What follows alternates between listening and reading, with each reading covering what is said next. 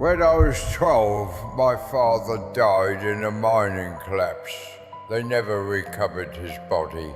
I watched my mother bury an empty box. I joined the army at 18, lied about my heart condition to get in. I figured dying in a war couldn't be worse than living without purpose. In Vietnam, I was a field medic.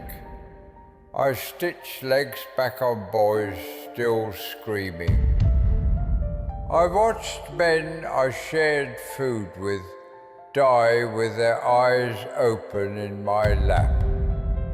Once we were hit by friendly fire, my entire squad of 9 men blown apart. I was the only one left, and I watched them burn alive, screaming for water I couldn't give them. For years after that, I'd wake up sweating, hands shaking, hearing those screams. When I got back, they called us baby killers. I was spit on at the airport. I walked into my home and found my wife Martha hanging in our garage. She had postpartum psychosis. She left me a note that said, "I can't find myself anymore." I was holding our newborn daughter when I cut her down. That little girl, she was the only reason I stayed alive, until she died in a drunk driving accident at 19. A man who'd been arrested 6 times for DUIs hit her at an intersection and kept driving. He got 5 years. I've lived alone for the last 70 years. No family, no visitors, no holidays. Just me.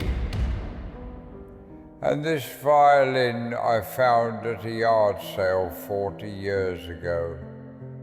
It was cracked, falling apart, like me. I've never played in front of a soul before tonight, but I made a promise.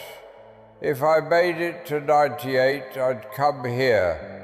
I'd let the world hear the sound of a man who survived everything, but still somehow found music.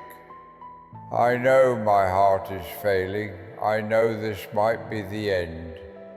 So if I die on this stage tonight, I want it to be with my song echoing through this place.